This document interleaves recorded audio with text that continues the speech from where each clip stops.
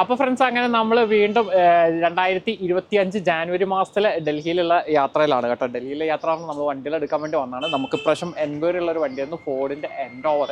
അപ്പോൾ നമ്മൾ അങ്ങനെ ഒരു നല്ലൊരു എൻഡോവർ നമ്മൾ കണ്ടുപിടിച്ചിട്ടുണ്ട്. നമുക്ക് വേണ്ടി അനീഷ് വണ്ടി അറേഞ്ച് ചെയ്ത് തന്നിട്ടുണ്ട്.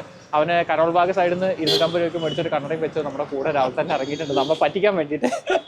അപ്പോൾ നമുക്ക് ഈ വണ്ടിയാണ് ഇന്ന് ഇപ്പോൾ നമുക്ക് കാണിച്ചതല്ല. അപ്പോൾ ഇത് നോക്കാം. ഇത് 2016 മാനുഫാക്ചറിങ്, 17 രജിസ്ട്രേഷൻ വന്നിട്ടുള്ള 3.2 diesel automatic 4x4 Ford Endeavour ആണ്.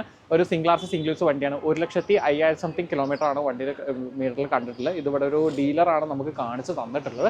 ഇതൊരു വീട്ടിൽ കിടക്കുന്ന വണ്ടിയായിരുന്നു. നമ്മളിവിടെ വന്നതിന് ശേഷം ഒരു 1/4 മണിക്കൂർ ഞങ്ങളോട് പോസ്റ്റാക്കി നാളെ വിളിച്ചു വരുത്തി. ആൾ ജിമ്മിൽ എവിടെയായിരുന്നു പറഞ്ഞു, അവിടെ നിന്ന് വിളിച്ചു വരുത്തിയിട്ടുണ്ട്. അപ്പോൾ ഈ വണ്ടിയാണ് നമ്മളിപ്പോൾ വാല്യൂഷൻ ചെയ്യാൻ പോകുന്നത്. അപ്പോൾ ഇതിൻ്റെ എന്തൊക്കെയുണ്ട്, എങ്ങനെയാണ് കാര്യങ്ങളിൽ നമുക്ക് നോക്കാം. ഡീറ്റെയിൽ ആയിട്ട് നമ്മൾ എല്ലാ വണ്ടിയും ചെക്ക് ചെയ്യുന്നതിന് A to Z ആയിട്ട് നമുക്കൊന്ന് ചെക്ക് ചെയ്യാം. വണ്ടി ഡീറ്റെയിൽ ആയിട്ട് ചെക്ക് ചെയ്യാൻ പോകുന്നതിൻ്റെ മുമ്പ് ജസ്റ്റ് നിങ്ങൾക്ക് വണ്ടി ഒന്ന് കാണിച്ചു തരാം കേട്ടോ. വണ്ടിയിൽ റീപെയിൻറ്റോ റീപ്ലേസോ നമ്മൾ നോട്ടത്തിൽ നമുക്ക് നോക്കിയിട്ട് കണ്ടിട്ടില്ല. നമ്മളിന്ന് റീപെയിൻ്റൊക്കെ എല്ലാ ഭാഗത്തും നിങ്ങൾക്ക് ചെക്ക് ചെയ്യും. വണ്ടിയുടെ ഗ്ലാസോ കാര്യങ്ങളോ ഒന്നും തന്നെ മാറിയിട്ടില്ല. നല്ലൊരു ക്വാളിറ്റി നമുക്ക് കാണാം. പിന്നെ ഫ്രണ്ട് ഗ്ലാസ്സിൽ ചെറിയൊരു കല്ലടിച്ച പാടുണ്ട്. അതെന്താണെന്ന് ഞാൻ കാണിച്ചു തരാം. ഇവിടെ കണ്ട ചെറിയ മൈന്യൂട്ടായിട്ടുള്ള സ്ക്രാച്ചസ് മാത്രമേ നമുക്ക് കണ്ടിട്ടുള്ളൂ. ഇതിൻ്റെ ടൈലൈറ്റ് കാര്യങ്ങളൊക്കെ ഇതിൻ്റെ ഒറിജിനൽ തന്നെയാണ് നമ്മൾ നോക്കിയിട്ട് കണ്ടിട്ടുള്ളത്. വേറെ പരിക്കുകളോ കാര്യങ്ങളൊന്നും തന്നെ നിലവിൽ നമുക്ക് വാഹനത്തിൽ കാണാൻ സാധിച്ചില്ല. പിന്നെ ഞാൻ ആദ്യമേ പറഞ്ഞ പോലെ തന്നെ ഡൽഹി വണ്ടികളുടെയൊക്കെ എല്ലാവരും ചോദിക്കാറുണ്ട് അവിടെ തേങ്ങ വീണിട്ടാണോ ഗ്ലാസ് മാറ്റുന്നത്, തേങ്ങ വീണിട്ടാണോ എന്നുള്ളത്. ഇതിൻ്റെയും ഓണർ നമ്മൾ വന്നപ്പോൾ തന്നെ നമ്മൾ വണ്ടി നോക്കുന്നതിന് മുമ്പേ ആൾ നമുക്ക് എടുത്ത് കാണിച്ചു തന്നിരുന്നു. അതിപ്പോൾ നിങ്ങൾക്ക് ഈ വീഡിയോയിൽ എത്രമാത്രം വിസിബിൾ ആണെന്ന് എനിക്കറിയില്ല. ഇവിടെ ഒരു കല്ലടിച്ചൊരു ചെറിയൊരു പാട് കാണാം. അതേപോലെ അതിൻ്റെ ആ എൻഡിലായിട്ടും തന്നെ ചെറുതായിട്ടൊരു മൈന്യൂട്ടായിട്ട് 2 ഡോട്ട് നമ്മൾ നോക്കിയിട്ട് കണ്ടിട്ടുണ്ടെന്നുള്ളൂ. വേറെ പരിക്കളം തന്നെ നമുക്ക് വണ്ടിയിൽ ബോഡിയിൽ കണ്ടിട്ടില്ല. ഇൻറ്റീരിയർ നോക്കുകയാണെങ്കിൽ ഒരു വെള്ളമൊക്കെ ഓടിയിട്ടുണ്ടെങ്കിൽ പോലും എന്താ പറയുക, അതിൻ്റെ ഒന്നും എഫക്റ്റ് ചെയ്യാത്ത ലെവലിൽ നല്ല ക്വാളിറ്റിയിലൊരു ഇൻറ്റീരിയറാണ്. അതിപ്പോൾ ടയോട്ടയുടെ ഫോർച്യൂണറൊക്കെ ആണെങ്കിൽ ഒരു 1 lakh ഓടിയിട്ടുണ്ടെങ്കിൽ ഡാഷ്ബോർഡൊന്നും ഈ ഒരു വൃത്തിയിൽ നമുക്ക് ഇവിടെ കാണാൻ സാധിക്കില്ല കേട്ടോ. അതിൻ്റെതായ പോറ്റങ്ങളൊക്കെ ഉണ്ടാവും. അതിനൊക്കെ അപേക്ഷിച്ച് നല്ലൊരു ക്വാളിറ്റി നമുക്ക് ഇൻറ്റീരിയറിൽ കണ്ടുകൊണ്ട് പ്രത്യേകിച്ച് ഉണ്ടാവും. ഈ സ്റ്റിയറിംഗ് വീൽസിലെ കൺട്രോളും കാര്യങ്ങളൊക്കെ കണ്ടില്ല. നല്ല പ്രോപ്പറായിട്ട് നല്ല വൃത്തി തന്നെയാണ് ഇരിക്കുന്നത്. സീറ്റ് കവറാണ് തന്നെ നല്ല അത്യാവശ്യം നല്ലൊരു ക്വാളിറ്റി നമുക്ക് കണ്ടിട്ടുണ്ട്. എല്ലാ ഫംഗ്ഷൻസും കാര്യങ്ങളും പ്രോപ്പറായിട്ട് വർക്ക് ആവുന്നുണ്ട്. നമ്മൾ ചെക്ക് ചെയ്തായിരുന്നു റൗണ്ട്.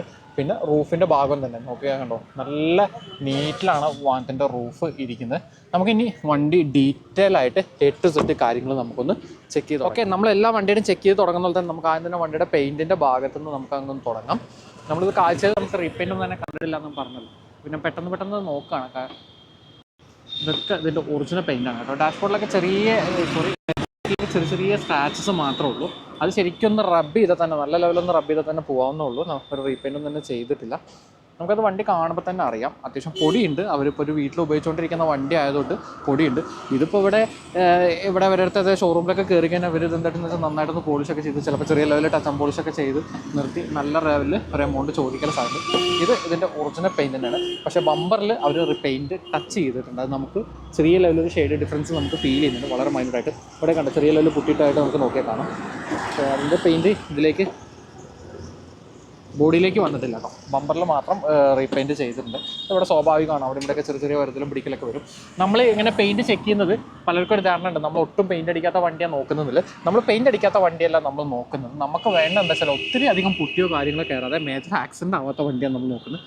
അപ്പോൾ ഇത് നമ്മൾ ചെക്ക് ചെയ്യുന്ന കൂട്ടത്തിൽ നമ്മൾ ചെറിയ ലെവലിൽ മൈന്യൂട്ടായിട്ട് റീപെയിൻറ്റ് കാര്യങ്ങളൊക്കെ കണ്ടാൽ നമുക്ക് കസ്റ്റമർക്ക് നമ്മൾ പറഞ്ഞു കൊടുക്കാറുണ്ട് അവിടെ റീപെയിൻറ്റ് ഉണ്ട്, ഇവിടെ റീപെയിൻറ്റ് ഉണ്ട്. പക്ഷേ അവിടെ പുട്ടിയോ കാര്യങ്ങളോ കയറിയിട്ടില്ല. അതുപോലെ തന്നെ അവിടെ മെറ്റലോ കാര്യങ്ങളോ തന്നെ മാറിയിട്ടില്ല. അത് ബോഡി സ്ട്രക്ചറിൽ കാര്യമായ മാറ്റം വരുത്തിയിട്ടില്ല എന്ന് മാത്രമാണ് നമ്മൾ ഇതാക്കുന്നത്. ചില കസ്റ്റമേഴ്സ് വണ്ടി എടുത്ത് പണിയാൻ വേണ്ടി ഉദ്ദേശിക്കുന്നവരാണെങ്കിൽ അവർ പറയാതൊന്നും കുഴപ്പമില്ല, നമുക്ക് ചെറിയ ലെവലിൽ റീപെയിൻറ്റ് കാര്യങ്ങളെല്ലാം നോക്കാമെന്നില്ല. ഇവിടെ ഇപ്പോൾ നമുക്ക് ഇത്രയും ഭാഗം നോക്കിയാൽ നമ്മൾ റീപെയിൻറ്റ് കണ്ടില്ല. ഫ്രണ്ട് ബമ്പർ മാത്രം റീപെയിൻറ്റ് കണ്ടിട്ടുള്ളൂ. അത് പ്ലാസ്റ്റിക്കിലായതുകൊണ്ട് തന്നെ നമുക്കതിൻ്റെ തിക്നെസ് അറിയാൻ സാധിക്കില്ല. ഇതൊക്കെ ഇതിൻ്റെ ഒറിജിനൽ പെയിൻറ്റ് തന്നെയാണ് കേട്ടോ. ഇവിടെയൊക്കെ എടുത്ത് പറയേണ്ട ഒരു കാര്യം, നല്ല ക്വാളിറ്റി തന്നെയാണ് ഇരിക്കുന്നതെന്നുള്ളതാണ്. ഇതിൻ്റെ ഒന്നും സൈഡിലെ പേസ്റ്റിങ്ങോ കാര്യങ്ങളോ തന്നെ പൊട്ടിയിട്ടില്ല. ഇവിടെ അടിയിൽ തന്നെ തുരുമ്പോ കാര്യങ്ങളോ ഒന്നും തന്നെ നമുക്ക് നോക്കിയിട്ട് കണ്ടിട്ടില്ല. മൊത്തം ഒന്ന് വൃത്തിയാക്കാനുണ്ട്. ഒന്ന് വാഷ് ചെയ്ത് ഇപ്പോൾ ഒരു സത്യം പറഞ്ഞാൽ വെറുതെ വാഷ് ചെയ്ത് തുടച്ചുകൊണ്ട് നടക്കുന്നുള്ളൂ. നമ്മളൊന്ന് എടുത്ത് ഇൻറ്റീരിയർ ക്ലീനിങ്ങും കാര്യങ്ങളും സ്റ്റീരിയർ ഒന്ന് പുറമെന്ന് ഒരു കോട്ട് പോളിഷിംഗ് ഒക്കെ ചെയ്താൽ തന്നെ മതി. പിന്നെ ഈ വണ്ടി ഇപ്പോൾ കിടക്കുന്ന സിറ്റുവേഷനിൽ നാട്ടിൽ കൊണ്ടുപോയിട്ട് നമുക്ക് അങ്ങനെ ഓടിച്ചുകൊണ്ട് നടക്കാൻ പറ്റും. വേറെ കാര്യമായിട്ട് ഇതിലേക്ക് പണിയൊന്നും എടുക്കണ്ട. ഇവിടേക്ക് കാണുന്ന സ്ക്രാച്ചൊന്നും സത്യം പറഞ്ഞാൽ ഒരു സ്ക്രാച്ച് ഒന്നും പറയാൻ പറ്റില്ല. സെക്കൻഡ് ഹാൻഡ് വണ്ടിയിൽ എടുക്കാൻ പോകുന്നത്. ഇവിടെയൊക്കെ ചെറിയൊരു മൈന്യൂട്ടായിട്ടൊരു ലൈന് കാണുന്നുണ്ട്. അത് പക്ഷേ പോളിഷ് ചെയ്താൽ തന്നെ പോകുന്നതായിരിക്കും കേട്ടോ. ഇതൊക്കെ ഇതിൻ്റെ ഒറിജിനൽ പെയിൻറ്റ് തന്നെയാണ്. എല്ലാ ഫിറ്റിങ്സും പ്രോപ്പറായിട്ട് തന്നെ ഉണ്ട് എന്നെല്ലാം നമുക്ക് എടുത്ത് പറയാം. ഇവിടെ ചെറുതായിട്ടുണ്ട് പെയിൻ്റ് എന്താ പോയിട്ട് ഒരു ഇതുണ്ട്. ഇവിടെ ഈ സാധനത്തിൽ റബ്ബറിൽ വന്ന് അടയുന്നതിൻ്റെ ആയിരിക്കും അവിടെ ഒരു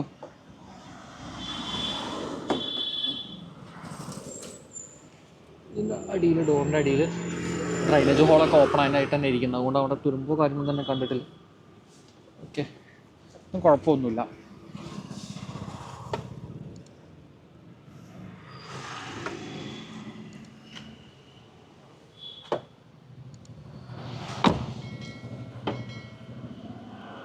എല്ലാം ഒറിജിനൽ പെയിൻറ് തന്നെയാണ്, എല്ലാം ഒറിജിനൽ പെയിൻ്റാണ്.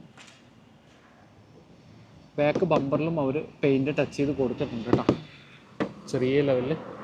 ആ എൻഡിൽ നമുക്ക് തോന്നുന്നുള്ളൂ, ഇങ്ങോട്ടേക്ക് കാണുന്നില്ല. ഒക്കെ ഇതിൻ്റെ ഒറിജിനൽ പെയിൻറ് തന്നെയാണ്. എല്ലാം ഒരേ വാല്യൂ തന്നെ കിടക്കുന്നത്, അത് നമുക്ക് എടുത്ത് പറയണം. അതിന് ഡിഫറൻസോ കാര്യങ്ങളോ തന്നെ നമുക്ക് ഫീൽ ചെയ്തിട്ടില്ല. പൊടിയുള്ളതുകൊണ്ടാണ് ഞാനിതിങ്ങനെ തുടച്ചുകൊണ്ടിരിക്കുന്നത്. ഇവിടെ കണ്ട ചെറിയ ചെറിയ സ്ക്രാച്ച് അല്ലെങ്കിൽ പോലും ഒരു പെയിൻറ്റ് ടച്ച് ചെയ്തിട്ടില്ല. അത് നന്നായുള്ളൂ. കാരണം ഇവന്മാർ പെയിൻറ്റ് അടിച്ച് കഴിഞ്ഞാൽ, ഇവിടുന്ന് അടിച്ച് കഴിഞ്ഞാൽ അത് നമുക്ക് രണ്ടായിട്ട് തന്നെ അറിയാൻ സാധിക്കുന്നതായിരിക്കും.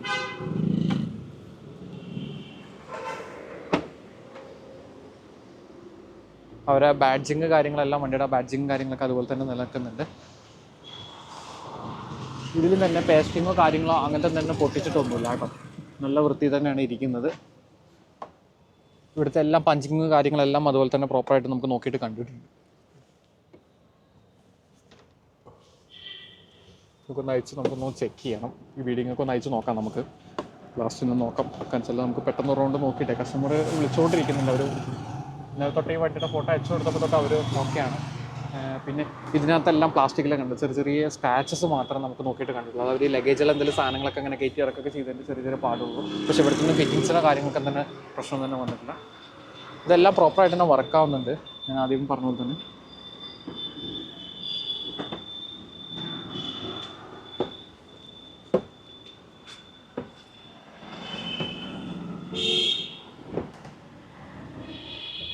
എല്ലാം അതിൻ്റെ ഒറിജിനൽ പെയിൻറ്റിങ് തന്നെ കേട്ടോ.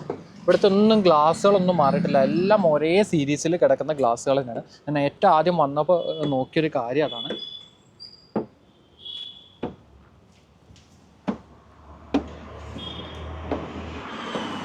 ഇവർ ഈ വണ്ടിക്ക് 21 രൂപയാണ് നമ്മളോട് ആസ്കിങ് പ്രൈസ് പറഞ്ഞിരുന്നത്. പക്ഷേ നമ്മളൊരു 10-20 രൂപയുടെ ചോടെ തന്നെ ഈ വണ്ടി എടുക്കുള്ളൂ കേട്ടോ. ഞാനത് ആദ്യമേ പറഞ്ഞിട്ടുണ്ട്, ക്ലൈൻറ്റിനോടാണെങ്കിൽ ഞാൻ പറഞ്ഞിട്ടുണ്ട് അതിൽ കൂടുതലൊന്നും എടുക്കാനുള്ളതില്ല എന്നല്ല, കാരണം ഫോർഡിൻ്റെ എൻഡോവറല്ലേ. പിന്നെ ഇവിടെ എല്ലാവരും ഇങ്ങനെ ആസ്കിങ് പ്രൈസ് കാര്യങ്ങളെന്നൊക്കെ പറയുമ്പോൾ ഒരു വണ്ടി ഇപ്പോൾ നമ്മളാണെങ്കിലും നമ്മുടെ ഒരു വണ്ടി കൊടുക്കുക എന്ന് പറയുമ്പോൾ നമുക്ക് അതിൻ്റെ മാക്സിമം റേറ്റ് കിട്ടല്ലേ നമ്മൾ ചോദിക്കുള്ളൂ. ഓക്കെ, ഇവിടെ നിന്നും റീപെയിൻറ്റോ കാര്യങ്ങളൊന്നുമില്ല. ഇതിൻ്റെയൊക്കെ പഞ്ചിങ് മാർക്ക് കാര്യങ്ങളൊക്കെ ഉണ്ട്, പ്രോപ്പറായിട്ട് തന്നെ ഉണ്ട്. അപ്പോൾ പ്രൈസിൻ്റെ കേസ് ചിലപ്പോൾ ഞാൻ ഒരു പക്ഷേ കസ്റ്റമർ പറയാണ് ഇതിൻ്റെ വില പുറത്ത് പറയേണ്ടതെന്ന് പറഞ്ഞാൽ അവരെടുത്ത വില ചിലപ്പോൾ ഞാൻ പുറത്ത് പറഞ്ഞു എന്ന് വരില്ല. പക്ഷേ ഞാൻ നിങ്ങൾക്കൊരു ഇൻഡ് ഞാൻ തരുകയാണ്. നമ്മളെന്തായാലും ആ റേഞ്ചിലൊക്കെ തന്നെ ഈ വണ്ടി എടുക്കലുണ്ടാവുള്ളൂ. കാരണം അതിനടുത്ത് കേരളത്തിൽ കൊണ്ടുവന്ന രജിസ്ട്രേഷൻ കാര്യങ്ങളൊക്കെ ചെയ്യുമ്പോഴാണ് നമുക്ക് കേരള വണ്ടിയുടെ പ്രൈസിൽ നിന്ന് കാര്യമായ ഒരു മാറ്റം നമുക്ക് പ്രതീക്ഷിക്കാൻ പറ്റുള്ളൂ. കാരണം ഇവിടെ ഏത് നല്ല വണ്ടികളൊക്കെ അവർ ആസ്കിങ് പ്രൈസ് പറയുമ്പോൾ ആ മര്യാദ ലെവൽ ചോദിക്കും. പിന്നെ നമ്മൾ ചോദിക്കുന്നതാണ് നമുക്ക് എന്ത് വിലയ്ക്ക് നമുക്ക് എടുക്കാൻ പറ്റും. കാരണം നമ്മളെ ക്ലൈൻറ്റ് തീരുമാനിക്കുന്ന വിലക്കാണല്ലോ അവർ പിന്നെ വണ്ടി എടുക്കാം. ഇതിൻ്റെ റണ്ണിങ് ബോർഡിലും തന്നെ ഒരു തരത്തിലുള്ള പരിക്കോ കാര്യങ്ങളൊന്നും തന്നെ ഇല്ല കേട്ടോ. അവിടെയും എക്സ്ട്രാ പെയിൻ്റ് അടിക്കുക കാര്യങ്ങളൊന്നും തന്നെ ചെയ്തിട്ടില്ല. അപ്പുറ സൈഡ് നമ്മൾ നോക്കിയായിരുന്നു, കൂടുതൽ തന്നെ ആട്ടോ ഇരിക്കുന്നത്. നമുക്ക് അണ്ടർ ബോഡി ചെക്ക് ചെയ്യണം. ഞാൻ അണ്ടർ ബോഡി ഒന്ന് ഇരുന്ന് വേണം നോക്കാൻ വേണ്ടിയിട്ട്. കാരണം ഇവിടെ നമുക്ക് ലിഫ്റ്റ് ചെയ്യാനുള്ള ഓപ്ഷനൊന്നുമില്ല, നമുക്ക് മാറ്റത്തിലിട്ട് അടിയിൽ കിടന്ന് തന്നെ നോക്കേണ്ടി വരും. ഡോറിൻ്റെ അടിയിൽ തുരുമ്പോ കാര്യങ്ങളൊന്നും തന്നെ ഇല്ല കേട്ടോ, നല്ല വൃത്തി തന്നെ ഇരിക്കുന്നത്. പിന്നെ നമ്മളിതിൻ്റെ പേപ്പർ ഭാഗം ഒന്ന് ഇടയിൽ ഇപ്പോൾ ഇതിനിടയിൽ നമുക്ക് വാട്സപ്പിൽ കിട്ടിയായിരുന്നു. അനീഷ് പറയുന്നുണ്ടായിരുന്നു 2025 ജാനുവരിയിൽ ഇപ്പോൾ ഒരു പുതിയ ഇൻഷുറൻസ് എടുക്കുന്നത്. അതുകൊണ്ട് 2026 ജാനുവരി തന്നെ full cover bumper to bumper ഇൻഷുറൻസും കാര്യങ്ങളും കിടക്കുന്നുണ്ട് പറഞ്ഞു. പിന്നെ സിംഗിൾ ഓണർ വണ്ടിയാണ്. ഇനി നമുക്ക് വണ്ടിയുടെ ഇൻറ്റീരിയർ കാര്യങ്ങൾ, അതുപോലെ നമുക്ക് വണ്ടി സ്കാനിങ്ങും കാര്യങ്ങളും ചെയ്തൊക്കെ അതുപോലെ ഇൻഷുറൻസ് കൊണ്ട് വാഹനത്തിൻ്റെ അടിവശത്ത് തന്നെ ചേസിലും തന്നെ ഏച്ചൂട്ടിയ പാടുകളോ തുരുമ്പോ കാര്യങ്ങളോ ഒന്നും തന്നെ നമുക്ക് കാണാൻ സാധിച്ചിട്ടില്ല. നല്ല വൃത്തിയിൽ പുറമെ നമ്മൾ കണ്ട അതേ ഒരു വൃത്തി തന്നെയാണ് വാഹനത്തിൻ്റെ അണ്ടർ ബോഡി ഭാഗങ്ങളും ഇരിക്കുന്നത്. വാഹനത്തിൻ്റെ അണ്ടർ ബോഡി ചെക്ക് ചെയ്യാൻ വേണ്ടിയിട്ട് നമുക്കിപ്പോൾ ഇവിടെ റാമ്പൊന്നുമില്ല. ഇവിടെ കണ്ടോ എഞ്ചിൻ്റെ ഭാഗത്ത് തന്നെ നമുക്കിങ്ങനെ കിടന്ന് നോക്കിയിട്ട് ഓയിൽ ലീക്കോ കാര്യങ്ങളും തന്നെ കണ്ടിട്ടില്ല കേട്ടോ. പിന്നെ അവർ അണ്ടർ ബോഡിക്ക് പെയിൻറ്റിംഗ് ഒക്കെ ചെയ്ത് വെച്ചുകൊണ്ട് നല്ല വൃത്തിയിൽ തന്നെ ആയിരിക്കുന്നത്.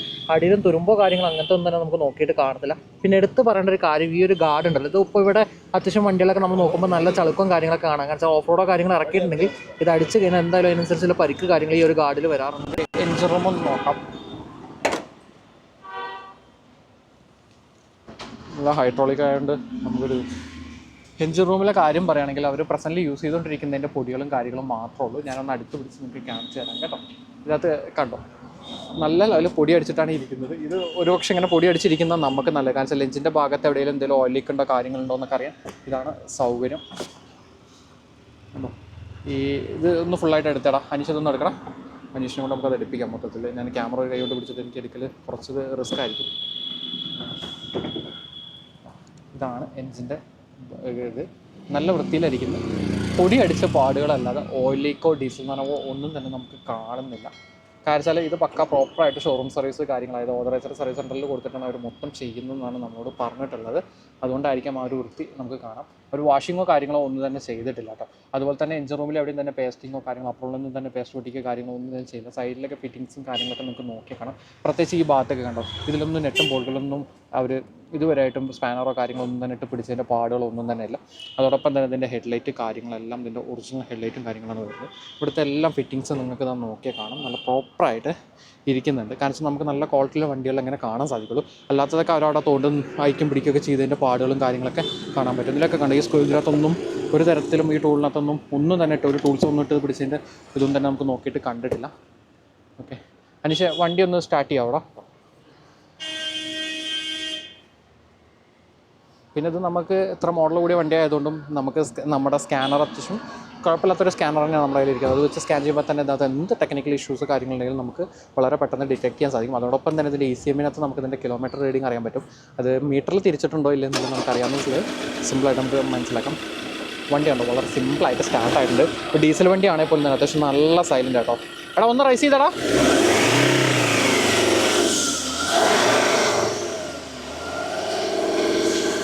ഓയിലിറക്കാൻ കിട്ടിയ കാര്യങ്ങൾ അടുത്ത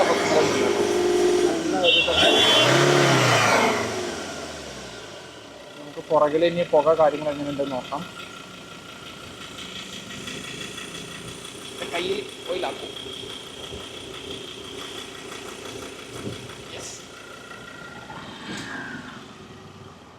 എടാ ഒന്ന് റൈസ് ചെയ്യണം, പുക നോക്കാൻ വേണ്ടിയിട്ട് ഒന്ന് റൈസ് ചെയ്തേ. ഇല്ല 1,00,000 ഓടിയിട്ടുണ്ടെങ്കിൽ തന്നെ ഒരു തരി പുക ഇല്ല എന്ന് വേണം നമുക്ക് പറയാൻ കേട്ടോ. പിന്നെ ആ പൊടി വാറണമെന്നല്ലാതെ വേറെ ഒന്നും തന്നെ നമുക്ക് നോക്കിയിട്ട് കാണുന്നില്ല. നല്ല പ്രോപ്പറായിട്ട് തന്നെ സർവീസും കാര്യങ്ങളും പോയതിൻ്റെ ഒരു ക്വാളിറ്റിയാണ് കാണിച്ചിട്ടുള്ളത്. പിന്നെ ഇതിനകത്ത് ടയർ കിടക്കുന്ന യോക്കോഹാമയുടെ 2021 അവർ ചേഞ്ച് ചെയ്തതാണ്. ഏകദേശം ഒരു 50% വരുന്ന ടയേഴ്സ് ഉണ്ട് എന്നുള്ളത് നമുക്ക് പറയാൻ. കാരണം എൻ്റെ വിരൽ കറക്റ്റായിട്ട് ആ കുഴിയിൽ ഇറങ്ങുന്നുണ്ട്.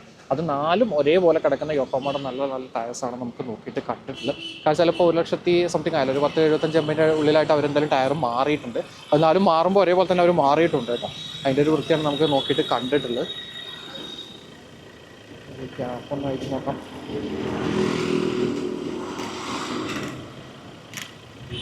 നല്ല ടൈറ്റ് അത്.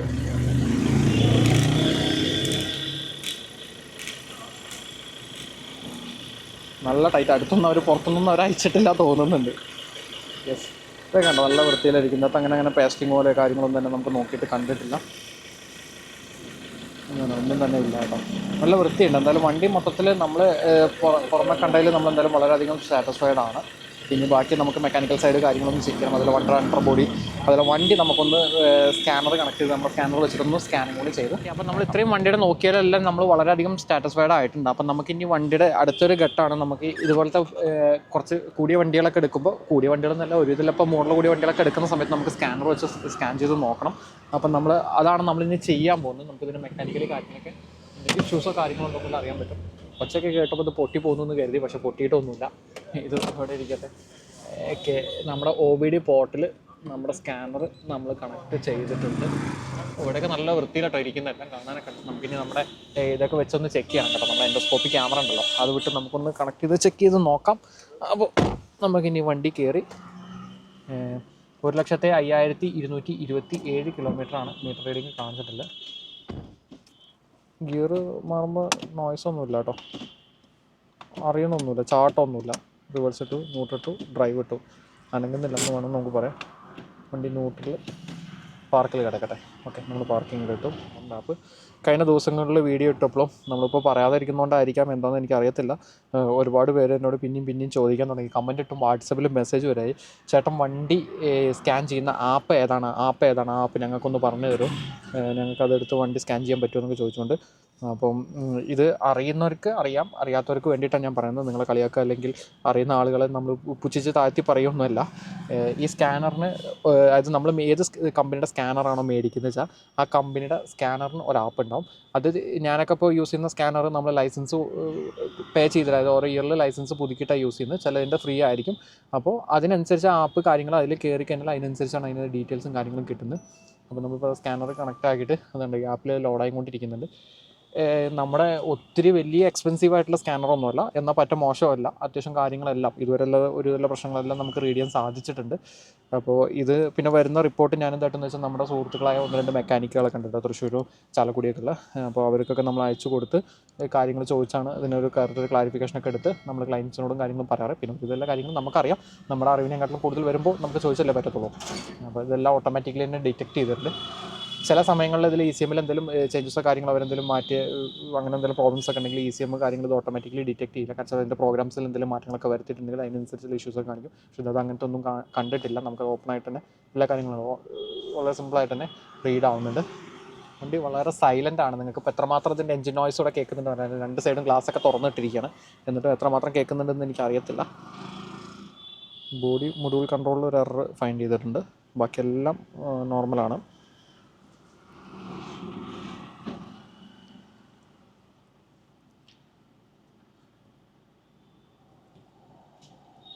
നമുക്ക് നോക്കാം, റിപ്പോർട്ട് എടുക്കാം. 2 എറേഴ്സാണ് നമുക്കിപ്പോൾ കിട്ടിയിട്ടുള്ളത്. ഒന്ന് ഡ്രൈവർ സൈഡ് ഡോറിൻ്റെ അവിടെയും ബോഡി മൊഡ്യൂൾ കൺട്രോളിൽ ഇൻസ്ട്രുമെൻറ്റ് പാനൽ കൺട്രോൾ മൊഡ്യൂളിൽ ഒരു എറർ വന്നിട്ടുണ്ട്.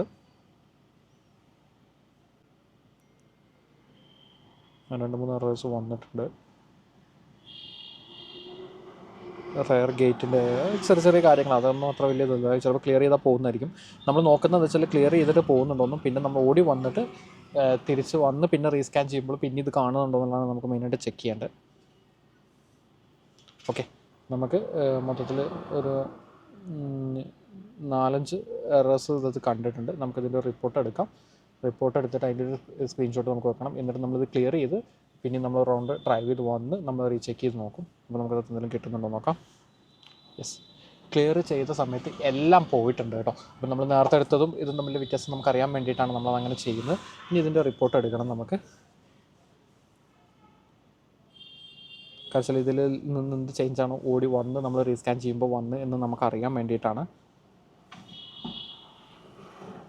2016 മാനുഫാക്ചറിങ് കാര്യങ്ങൾ കിടക്കുന്നത്. കൂടാതെ ഇതിനകത്ത് എടുത്ത് പറയേണ്ട കാര്യം, അതിൽ മൈൽസ് കണ്ടോ, നമ്മൾ റീഡിങ് കാണിക്കുന്ന മൈൽസ് അത് ECM റെക്കോർഡാണ്. ഇതിലിപ്പോൾ മൈൽസ് വന്നിട്ട് 65,386 കാണിച്ചിട്ടുള്ളത്. അപ്പോൾ നമുക്ക് ഇത് കിലോമീറ്ററിലേക്ക് കൺവേർട്ട് ചെയ്യുന്ന സമയത്ത് എങ്ങനെയാണെന്നുള്ളത് നമുക്ക് നോക്കാം.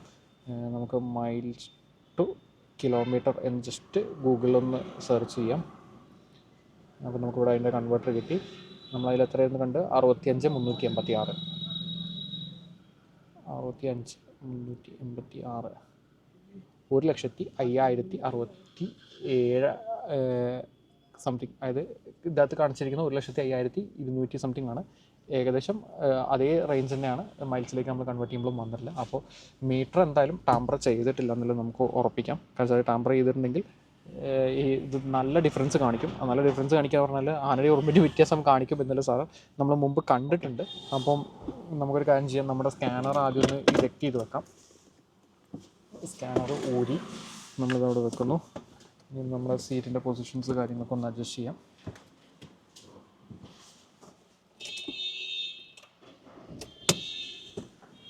നമ്മൾ കാര്യങ്ങൾ രസം നോക്കി നമുക്ക് ജസ്റ്റ് ഒന്ന് ഒരു ട്രയൽ റൺ പോയിട്ട് വരാം കേട്ടോ. പുറകിലൊന്നും തന്നെ ഇല്ല. ഇവിടെ അത്യാവശ്യം നല്ല തണുപ്പാണ്.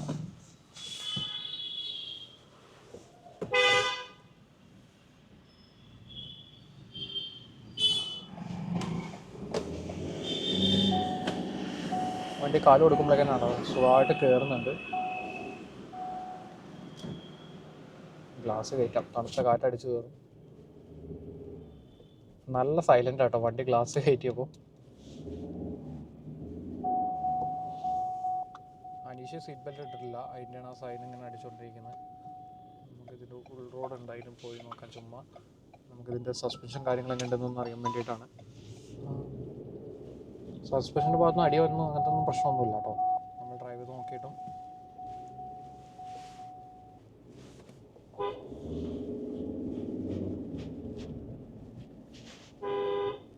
ചവിട്ടിക്കൂടാവും വേണം മാറും. കെട്ടലും ചാടുമ്പോഴൊന്നും അങ്ങനത്തെ പ്രശ്നമൊന്നുമില്ല കേട്ടോ. സസ്പെൻഷനൊക്കെ ഓക്കെയാണ്. അത് ചെറിയ ചാട്ടം ചാടിയാൽ തന്നെ മതി, എന്തെങ്കിലും ഇതുണ്ടെങ്കിൽ സൗണ്ട് വ്യത്യാസം വരും.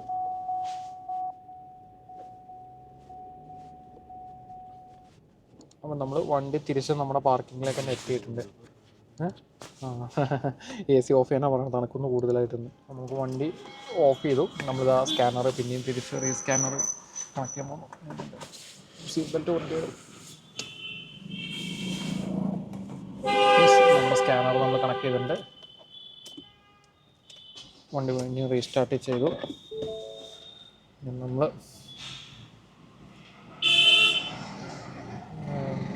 എന്തായാലും ഒരു കാര്യം ഉറപ്പായി, ഇതിനു മുമ്പ് ആരും ഈ വണ്ടി സ്കാൻ ചെയ്തിട്ടില്ല. കാരണം വെച്ചാൽ ഇതിനു മുമ്പ് ആരെങ്കിലും സ്കാൻ ചെയ്ത് ക്ലിയർ ചെയ്തിട്ടുണ്ടെങ്കിൽ ചിലപ്പോൾ ഇതൊക്കെ പോയിട്ടുണ്ടാവും. അപ്പോൾ നമ്മൾ ചില വണ്ടികളൊക്കെ പോയി നോക്കുമ്പോൾ ഒന്നും കാണാറില്ല. അതിനർത്ഥം മുമ്പ് ആരെങ്കിലും ചെക്ക് ചെയ്തിട്ടുണ്ടെന്നുള്ളതാണ്.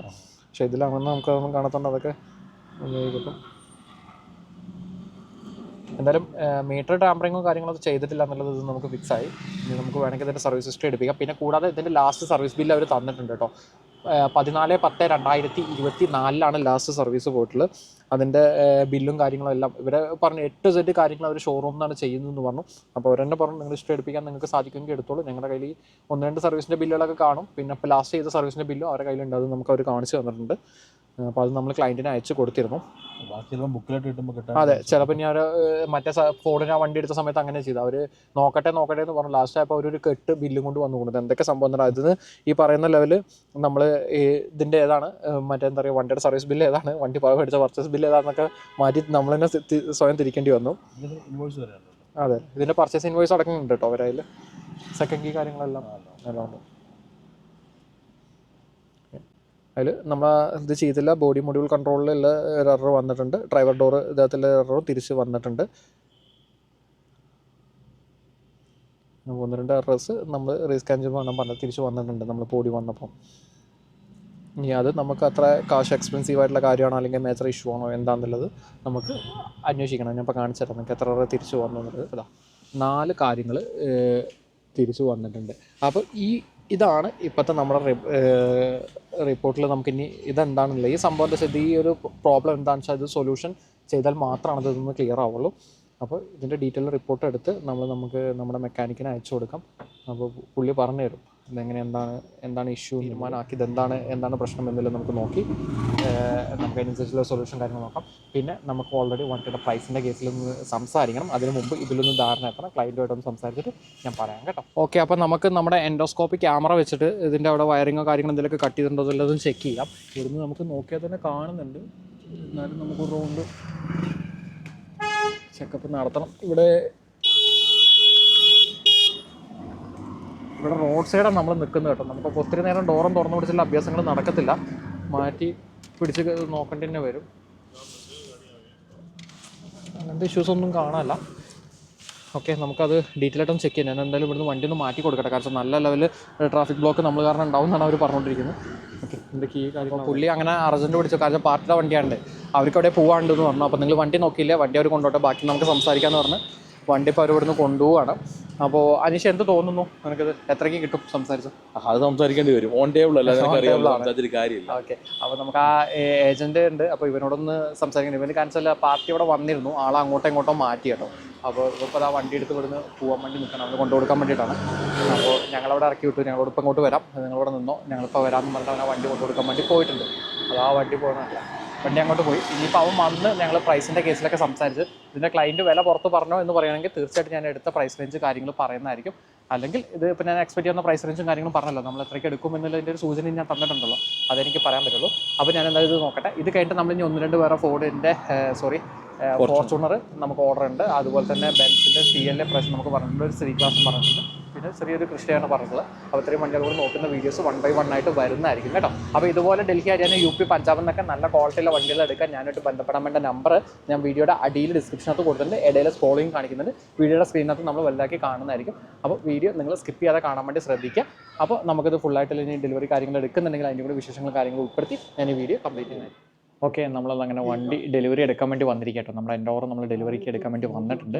അപ്പോൾ അതിൻ്റെ പേപ്പറും കാര്യങ്ങളൊക്കെയാണ് അപ്പോൾ ഇവിടെ ഇരിക്കുന്നത്. എല്ലാവരും ഇതാ കാര്യങ്ങളൊക്കെ റൈറ്റ് ചെയ്ത് ഡെലിവറി റെസിപ്റ്റും കാര്യങ്ങളൊക്കെ ചെയ്തുകൊണ്ടിരിക്കുന്നു. ഇതിൻ്റെ ഇപ്പോൾ ഏത് UK വണ്ടി ആയതുകൊണ്ട് തന്നെ ഇതിൻ്റെ ഒറിജിനൽ RC അവർക്ക് വേണമെന്ന് പറഞ്ഞു. നമുക്ക് ഒറിജിനൽ RC തരില്ല, കോപ്പിയാണ് തരുന്നത്. പിന്നെ ബാക്കി ഫോംസും കാര്യങ്ങളൊക്കെ കോപ്പി കാര്യങ്ങൾ തരുന്നുണ്ട്. അപ്പോൾ ഇതെല്ലാം പാടെ ഇവിടുന്ന് കളക്ട് ചെയ്തിപ്പോൾ നമ്മൾ ഇവിടുന്ന് ഡെലിവറി എടുക്കാൻ പോകണം. കസ്റ്റമർ വരാത്തതുകൊണ്ട് തന്നെ നമ്മൾ അങ്ങനെ ഒഫീഷ്യലായിട്ടുള്ള ഡെലിവറി കാര്യങ്ങളായിട്ടൊന്നും തന്നെ സ്വീകരിക്കുന്നില്ല. നമ്മളിപ്പോൾ ഇവിടുന്ന് വണ്ടി ജസ്റ്റ് ഞാൻ പുറത്ത് കിടക്കുന്നുണ്ട്, കാണിച്ചു തരാം കേട്ടോ. അപ്പോൾ നമ്മൾ ഇവിടുന്ന് എടുത്ത് ഇനി നമ്മുടെ കേരള കാസിൻ്റെ ഭാഗത്ത് നമുക്ക് പറ്റുമെങ്കിൽ ക്ലയൻറ്റിന് നേരിട്ട് നമ്മൾ ഡെലിവറി കൊടുക്കുന്നതായിരിക്കും. അപ്പോൾ അങ്ങനെയുള്ള വിശേഷങ്ങളും കാര്യങ്ങളും കൂടി കൂട്ടി ഞാൻ ഈ വീഡിയോ കംപ്ലീറ്റ് ചെയ്യാൻ വേണ്ടിയിട്ട് ശ്രമിക്കാം.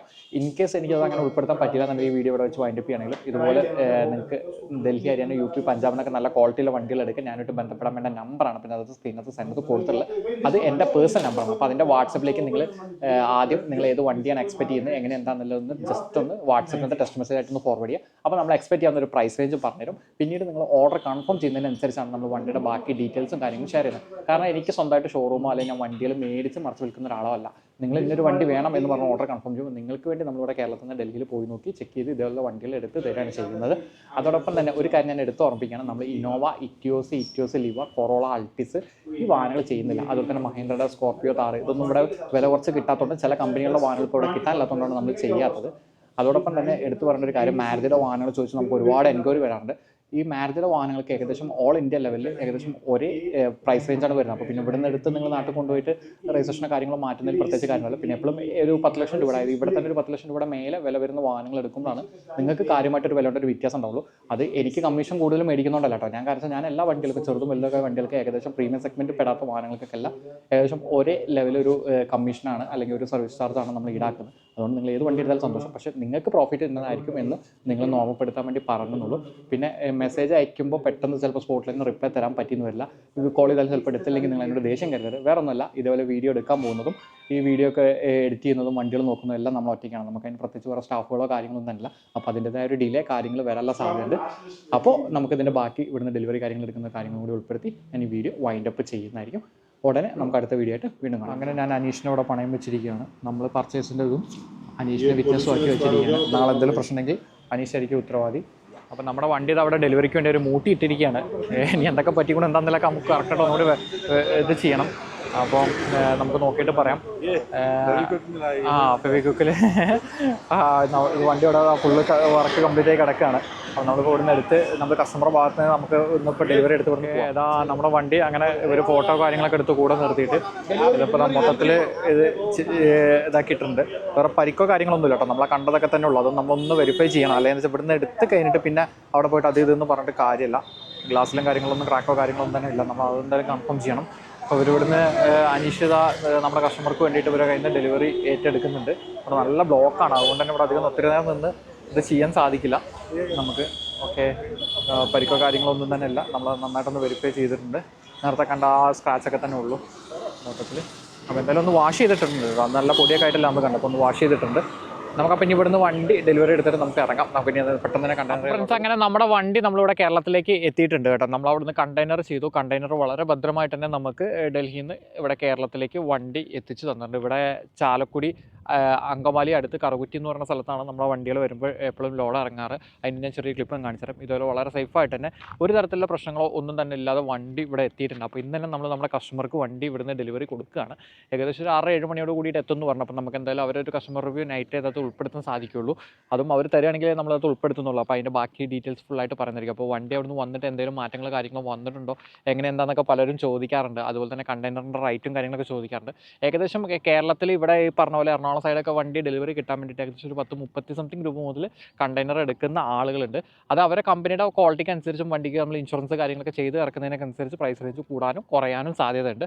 അപ്പോൾ പലരും ചോദിക്കാറുണ്ട് ബാംഗ്ലൂരല്ലേ കിട്ടാറുള്ളൂ എന്നില്ല. ബാംഗ്ലൂരല്ല, നമുക്കിവിടെ കൊച്ചിയിൽ തന്നെ കണ്ടെയ്നർ അവൈലബിൾ ആണ്. അത് നല്ല ടീമുകളെ നോക്കി ഏൽപ്പിക്കുക എന്ന് പറയാൻ പറ്റൂ. കാരണം നമുക്ക് തന്നെ നമ്മൾ സ്ഥിരം കൊടുത്തുകൊണ്ടിരുന്നവർ തന്നെ നമുക്കിട്ട് പണി തന്നിട്ടുണ്ട്. അപ്പോൾ അതുകൊണ്ട് നമുക്ക് ആദ്യം അക്കാര്യത്തിൽ കണ്ടെയ്നറിൻ്റെ കേസിൽ കുറച്ച് പരിതാപകരമാണെന്ന് പറയാം. പക്ഷേ എന്തായാലും നമുക്ക് ദൈവം അനുഗ്രഹിച്ച് ഇപ്പോൾ ഈ ഒരു വാഹനം യാതൊരു തരത്തിലുള്ള പരിക്കുകളോ കാര്യങ്ങളോ ഒന്നും തന്നെ ഇല്ലാതെ എത്തി. ഇത് മാത്രമല്ല കേട്ടോ, അതിൻ്റെ കൂടെ ഒരു ക്രിസ്റ്റയും ഒരു ബെൻസും ഒരു ഫോർച്യൂണറൊക്കെ വന്നിട്ടുണ്ട്. അതൊന്നും തന്നെ ഒരു പരിക്കില്ലാതെ വന്നിട്ടുണ്ട്. അപ്പോൾ ഞാൻ വണ്ടി ജസ്റ്റ് ഒന്ന് കാണിച്ചു തരാം. നമ്മളിപ്പോൾ മൊത്തത്തിൽ നിങ്ങൾക്ക് വണ്ടി കണ്ടതാണ്. എന്നാലും നമ്മൾ അന്ന് കണ്ട പോലെ തന്നെ യാതൊരു തരത്തിലുള്ള മാറ്റങ്ങളോ കാര്യങ്ങളോ ഒന്നും തന്നെ വരുത്തിയിട്ടില്ല. അവിടുന്ന് വരുന്ന വഴിയിലാണ് തന്നെ ഒരു തരത്തിലുള്ള പരിക്കൊന്നും തന്നെ സംഭവിക്കാതെ നമുക്കിവിടെ നമ്മുടെ കയ്യിൽ ദൈവത്തെ കിട്ടിയിട്ടുണ്ട്. വണ്ടി ഇപ്പം ഇന്ന് നമ്മൾ ഡെലിവറി കൊടുക്കുകയാണെങ്കിൽ തന്നെ നമ്മളത് ഒരു തരത്തിലുള്ള മാറ്റമോ കാര്യങ്ങളോ ഒന്നും തന്നെ വരുത്തിയിട്ടില്ല. ജസ്റ്റ് വണ്ടി ഒന്ന് കൊണ്ടുവന്ന് ഒന്ന് വാഷ് ചെയ്തു മാത്രമേ ഉള്ളൂ. ഇന്നിപ്പോൾ ഞാൻ തന്നെ ഒന്ന് വാഷ് ചെയ്ത് ഒന്ന് വൃത്തിയാക്കിയിട്ടുണ്ട് അവർക്ക് ഡെലിവറി കൊടുക്കുന്നതിൻ്റെ ഭാഗമായിട്ട്. അപ്പോൾ അവർ ഓൺ ദ വേ ആണ്, പത്തനംതിട്ടയിൽ നിന്നാണ് അവർ വന്നുകൊണ്ടിരിക്കുകയാണ്. ഏകദേശം വൈകിട്ട് ഒരു 5:30-6 മണിയാകുമ്പോഴേക്ക് ഇവിടെ എത്തുമെന്ന് പറഞ്ഞിട്ടുണ്ട്. അപ്പോൾ അതിന് മുമ്പ് നമ്മളൊരു വണ്ടി ഒരു ഫുള്ളായിട്ടൊരു പ്രീ ചെക്കപ്പ് കാര്യങ്ങളെല്ലാം ചെയ്ത് കാര്യങ്ങളൊക്കെ എല്ലാം ഓക്കെ അല്ലേ, അപ്പോൾ വന്നതിലൊന്നും മാറ്റങ്ങളൊന്നും തന്നെ വരുത്തിയിട്ടില്ലല്ലോ അല്ലെങ്കിൽ ഒന്നും തന്നെ വന്നിട്ടില്ലല്ലോ എന്നുള്ളൊരു കൺഫർമേഷൻ എടുത്തതിന് ശേഷമാണ് നമ്മൾ കണ്ടൻറ്ററിൻ്റെ പേയ്മെൻറ്റും കാര്യങ്ങളും ഫുള്ളായിട്ട് ചെയ്തത്. അങ്ങനെ വണ്ടി ഇപ്പോൾ അവിടെ ഡെലിവറിക്ക് വേണ്ടി ഒരുങ്ങിക്കൊണ്ടിരിക്കുകയാണ് എന്ന് നമുക്ക് പറയാം. അപ്പോൾ ഇതേപോലെ ഡൽഹി, ഹരിയാന, UP, പഞ്ചാബിൽ നിന്നൊക്കെ നല്ല ക്വാളിറ്റിയുള്ള വാഹനങ്ങൾ എടുക്കാൻ ഞാനായിട്ട് ബന്ധപ്പെടാൻ വേണ്ട നമ്പർ കാര്യങ്ങൾ ഞാൻ വീഡിയോയുടെ ഇടയിൽ കാണിക്കുന്നുണ്ട്. കൂടാതെ സ്ക്രോളിങ്ങിൽ കാണിച്ചിട്ടുണ്ട്, അടിയിൽ ഡിസ്ക്രിപ്ഷനിൽ ഞാൻ ഉൾപ്പെടുത്തിയിട്ടുണ്ട്. അപ്പോൾ നമുക്ക് ഈ കസ്റ്റമർ റിവ്യൂ കൂടി കാര്യങ്ങൾ ഉൾപ്പെടുത്തി ഈ വീഡിയോ വണ്ടി ഇപ്പോൾ നമ്മളിവിടെ കസ്റ്റമർക്ക് കൊടുക്കാൻ പോവുകയാണ്. അപ്പോൾ നിങ്ങളതിൻ്റെ വീഡിയോ കാര്യങ്ങൾ കണ്ടല്ലോ. അപ്പോൾ നമുക്കിത് എങ്ങനെയാണ്, എന്തായിരുന്നു എന്നുള്ള ഇവരൊരു എക്സ്പീരിയൻസ് എങ്ങനെ എന്തെന്നുള്ളത് നമുക്കൊന്ന് ചോദിച്ചു നോക്കാം. ആദ്യം ഒന്ന് സ്വയം പരിചയപ്പെടുത്താവോ? എൻ്റെ പേര് നന്ദു എന്നാണ്, സ്ഥലം പത്തനംതിട്ട. ഞങ്ങൾ ഒമാനിലാണ് ബിസിനസ്സൊക്കെ ആയിട്ട് ഇങ്ങനെ പോകുന്നത്. ഇത് കൂടെ വന്നിരിക്കുന്നത് ഫ്രണ്ടാണ്. ഓക്കെ. എങ്ങനെയാണ് നമ്മുടെ ചാനൽ ഈ കേരള കാർസ് കണ്ടുപിടിച്ചത്? ഞാൻ വണ്ടി എടുക്കാൻ നോക്കിയ സമയത്ത് ഒരുപാട് യൂട്യൂബിലൊക്കെ നോക്കി. അപ്പോൾ അങ്ങനെ നമുക്ക് കേരള കാർസിൻ്റെ വീഡിയോ കാണുകയുണ്ടായി. അങ്ങനെ കുറേ വീഡിയോ കണ്ടിന്യൂസ്ലി കണ്ടതിന് ശേഷമാണ് ഞാൻ ബ്രോയെ മുന്നോട്ട് പോകാമെന്ന് തീരുമാനിക്കുന്നത്. അതെ അതെ. ഞാൻ ഫസ്റ്റ് ഒരു കൺഫർമേഷന് വേണ്ടി ചെറിയൊരു എമൗണ്ട് ഞാൻ ചോദിച്ചായിരുന്നു. അപ്പോൾ എന്ത് തോന്നി നമ്മുടെ പേയ്മെൻറ്റ് കാര്യങ്ങളിലൊക്കെ അല്ലേ, ഡീലിങ്സും കാര്യങ്ങളിലൊക്കെ? അത് ഞാൻ ബ്രോയുടെ ഒരു 10-20 വീഡിയോസ് യൂട്യൂബിൽ ഇട്ടിട്ടുണ്ട്, അതിൽ കൂടുതലുണ്ട്. ഞാനപ്പോൾ അതിലെല്ലാം നോക്കിയിട്ട് ഒരു കസ്റ്റമേഴ്സിൻ്റെ റിവ്യൂസൊക്കെ നോക്കിയിൽ നിന്ന് എനിക്കത് ഒരു ട്രസ്റ്റാണല്ലോ അല്ല, അത് ജെന്യുവിനാണ് എന്ന് തോന്നിയുകൊണ്ടാണ് ഞാൻ ഡയറക്റ്റ് പേയ്മെൻറ്റ് ചെയ്യാൻ ഉദ്ദേശിച്ചത്. അതെ. എല്ലാവർക്കും ഒരു സംശയമുണ്ട്, ഞാൻ പറയുന്ന വിലയ്ക്കാണോ നിങ്ങൾ വണ്ടി മേടിച്ചത്, നിങ്ങൾ പറയുന്ന വിലയ്ക്കാണോ നിങ്ങൾ വണ്ടി മേടിച്ചത്? ഞങ്ങൾ പറഞ്ഞ വിലയ്ക്കാണ് ഞങ്ങൾ വണ്ടി മേടിച്ചത്. ഞാൻ പറഞ്ഞില്ല കാര്യത്തിൽ അത് ചോദിക്കല്ല, കാരണം ഇതിനകത്ത് നമ്മൾ വണ്ടിയുടെ ഫുൾ എടുത്ത എമൗണ്ട് പറയണ്ടെന്ന് പറഞ്ഞിട്ടുണ്ട്. പറയണോ? വേണ്ട. ഓക്കെ. അപ്പോൾ ആസ്കിംഗ് പ്രൈസ് നമ്മളിതിനകത്ത് പറഞ്ഞിട്ടുണ്ടാവുള്ളൂ. എന്തായാലും ആ പറഞ്ഞതിൽ നിന്നും അത്യാവശ്യം കുഴപ്പമില്ലാത്തൊരു എമൗണ്ട് കുറച്ച് ഇവർക്ക് പ്രോഫിറ്റ് എന്നുള്ള ലെവലിലാണ് ഇവർ വണ്ടി മേടിച്ചിട്ടുള്ളത്. പിന്നെ കാണുന്നതിന് ചിലപ്പോൾ അത് എന്താ പറയുക ബുദ്ധിമുട്ടായിട്ട് തോന്നാം. കാരണം വെച്ചാൽ അത് വണ്ടി മേടിക്കാത്തവർക്ക് കുറേ പേർക്ക് പലതരത്തിലുള്ള ചൊറിച്ചിലായിട്ട് നമ്മളെ മുമ്പിൽ വീഡിയോയുടെ താഴെ വന്ന് കമൻറ്റ് ചെയ്യാറുണ്ട്. കഴിഞ്ഞ ദിവസം ഒരാൾ ഇതുപോലെ വണ്ടി എടുത്തിട്ട് വേറെ എവിടുന്നോ വണ്ടി മേടിച്ചതാണ്, അതായത് ഡൽഹിയിൽ എവിടുന്നോ വേറെ ആരോ വഴി വണ്ടി മേടിച്ച് ഇവിടെ എത്തിയപ്പോഴേക്ക് അതായത് ഞാൻ വീഡിയോയിൽ പല കാര്യങ്ങളും കാണിക്കുന്നില്ല, ഇന്ന് പേഴ്സണലായിട്ട് ചില കാര്യങ്ങളൊക്കെ ഞാൻ നിങ്ങൾക്ക് കാണിച്ചു തന്നല്ലോ, നിങ്ങൾക്ക് മാത്രം കാണിച്ചു തന്ന ചില കാര്യങ്ങളുണ്ട്, അതൊന്നും നമ്മൾ നോക്കുന്നില്ല എന്നൊക്കെ പറഞ്ഞ് വീഡിയോയുടെ താഴെ കമൻറ്റും കാര്യങ്ങളൊക്കെ വന്ന് അപ്പോൾ ഉടായ്പാണ് അവിടെ പെട്ടിട്ടുണ്ട്, അവിടുത്തെ വണ്ടി എല്ലാം മോശം എന്നുള്ള തരത്തിൽ ഒരു കമൻറ്റ് വന്നു. അതുകൊണ്ട് ഞാൻ ചോദിക്കണേ, എങ്ങനെയുണ്ട് ഞാൻ തന്ന വണ്ടി എല്ലാം കൊണ്ട് സൂപ്പറാണ്. നമ്മളിപ്പോൾ ഒരു ടെസ്റ്റ് ഡ്രൈവ് കൂടെ കഴിഞ്ഞല്ലോ, അപ്പം നമുക്ക് ഓടിച്ച് പരിചയമുള്ളതുകൊണ്ട് അറിയാം വണ്ടി പക്കയാണ്. ഞാൻ പറഞ്ഞതിൻ്റെ അപ്പുറം എന്തെങ്കിലും മാറ്റങ്ങൾ ഇല്ല, ഒന്നും മാറ്റങ്ങളൊന്നും ഉണ്ടായിട്ടില്ല. എല്ലാം ജെന്യുവിനാണ്, നീറ്റാണ് വണ്ടി. അതെ അതെ. അപ്പോൾ എന്തായാലും നല്ലൊരു വണ്ടി തരാൻ സാധിച്ചാൽ എനിക്ക് ഒത്തിരിയധികം സന്തോഷം. അപ്പം ഇനി എന്തെങ്കിലും ആവശ്യങ്ങളുണ്ടെങ്കിൽ അതിൽ ബന്ധപ്പെടാം. പിന്നെ നമ്മുടെ ബാക്കി ഓവറോൾ കാര്യങ്ങളിൽ എന്തെങ്കിലും ചേഞ്ചസ് കാര്യങ്ങൾ ഇനി വരുത്തേണ്ടതായിട്ടുണ്ടോ എന്തെങ്കിലും? ഇല്ല, ഇപ്പോൾ എല്ലാവർക്കും സ്വാഭാവികമായിട്ടും തോന്നാവുന്ന ഒരു പ്രശ്നം, ഇപ്പോൾ ഈ വണ്ടി നമ്മൾ റെഡി ക്യാഷാണ് എല്ലാവരും എടുക്കുന്നത്. അപ്പോൾ അത്രയും ഒരു ഹ്യൂജ് എമൗണ്ട് ഒരു കണ്ടിട്ട് പോലും ഇല്ലാത്ത യൂട്യൂബിൽ മാത്രം പരിചയമുള്ള ഒരാൾക്ക് ഇട്ട് കൊടുക്കാൻ എല്ലാവരും ഒരു മടി കാണിക്കും, അങ്ങനത്തെ കാലഘട്ടം ആയതുകൊണ്ട്. അപ്പോൾ അതിൽ എന്തെങ്കിലും ഒരു സൊല്യൂഷൻ പോയി കണ്ടെത്താൻ പറ്റുന്ന ഒരു എഗ്രിമെൻറ്റോ എന്തെങ്കിലും ഒരു ചെറിയ രീതിയിൽ അവർക്കൊരു സൊല്യൂഷൻ. നമ്മളിപ്പോൾ എഗ്രിമെൻറ്റ് എന്ന് പറഞ്ഞാൽ എല്ലാം ബാങ്ക് ത്രൂ പേയ്മെൻറ്റ് മേടിക്കുന്നത്. ഞാൻ ബൈ ഹാൻഡ് ക്യാഷേ മേടിക്കാറില്ല, ഒരാളെ കയ്യിൽ നിന്ന് 1 രൂപ പോലും. ഇപ്പോൾ നിങ്ങൾക്കറിയാലോ, നീ തന്ന എല്ലാത്തിനും അത് തരുന്ന എമൗണ്ട് പോലും ഞാൻ അപ്പോഴേക്കും അപ്പോൾ എഴുതി വെച്ച് തിരിച്ച് തന്നോടും കൺഫേം ചെയ്തിട്ടാണ് മേടിക്കുന്നത്. അപ്പോൾ അത് എങ്കിലും ബ്രോയ്ക്ക് അറിയാമല്ലോ, ഇപ്പോൾ കോൺടാക്ട് ചെയ്യുന്ന ഒരുപാട് കസ്റ്റമേഴ്സിൻ്റെ എല്ലാവരുടെ ഒരു മെയിൻ ആദ്യം ഇതാണ്, ഇങ്ങനെ എത്ര പൈസ തരാൻ തന്നെ 1 ലക്ഷം രൂപയാണെങ്കിൽ ടോക്കൺ എടുക്കാൻ പോലും തരാൻ മടിക്കുന്നവരുണ്ട്. അപ്പോൾ അതിന് ഒരു സൊല്യൂഷൻ എന്തെങ്കിലും. ഞാനപ്പോൾ പറയുന്നൊരു കാര്യം ഇതാണ്, നിങ്ങൾ കൂടെ വാ.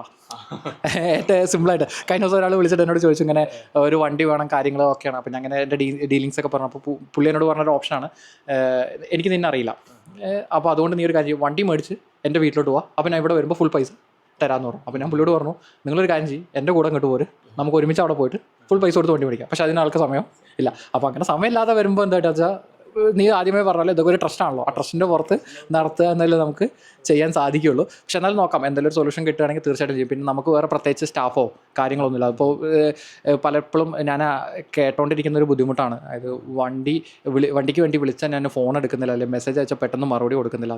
നിനക്ക് അങ്ങനെ എന്തെങ്കിലും അനുഭവം ഉണ്ടായോ? ഇല്ല, എനിക്ക് കൂടുതൽ റിപ്ലൈ തന്നാലേ ഉള്ളൂ. അതായത് എങ്ങനെയാണെന്ന് വെച്ചാൽ നമുക്ക് വണ്ടി ഓർഡർ കൺഫേം ചെയ്ത് കഴിഞ്ഞാൽ നമ്മൾ വേറെ നമ്മുടെ പേഴ്സണൽ നമ്പർ തരും. കാരണം പ്രൈവറ്റ് ആയിട്ടുള്ള നമ്പറിൽ വരുന്ന കോളുടെ അവസ്ഥ കണ്ടല്ലോ. ഇപ്പോൾ തന്നെ നമ്മൾ നിന്നപ്പോൾ എത്ര കോൾ വന്നു, എത്ര മെസ്സേജ്. അപ്പോൾ പലരും വിചാരിക്കുന്ന വെച്ചാൽ ഞാൻ ഒറ്റയ്ക്കാണ് വിളിക്കുന്നത്, അല്ലെങ്കിൽ ഞാൻ ഒരാൾ മാത്രം മെസ്സേജ് അയക്കുന്നു എന്നല്ല. അങ്ങനെയല്ല. ഇപ്പം തന്നെ ഒരു കഴിഞ്ഞ ദിവസങ്ങളിൽ നമ്മൾ ഡൽഹിയിൽ നിന്ന് ഇങ്ങോട്ടേക്കുള്ള ട്രാവലിംഗിലായിരുന്നു. 3-4 ദിവസം നീ വിളിച്ചപ്പോൾ നിനക്ക് അറിയാലോ അവസ്ഥ എന്താണെന്നല്ലേ. അവിടുന്ന് വണ്ടി ഓടിച്ച് വരുന്നുണ്ട്, അതിൻ്റെ ഇടയിൽ നമ്മൾ ഒറ്റയ്ക്ക് ഡ്രൈവ് ചെയ്യുന്നുണ്ട്. ഞാൻ ഈ ഫോൺ വാട്സപ്പ് നോക്കിയിട്ടില്ല. ഇപ്പോൾ ഏകദേശം ഒരു 1000 മെസ്സേജിൻ്റെ മേലെ പെൻഡിങ് കിടക്കുന്നുണ്ട് എനിക്ക്.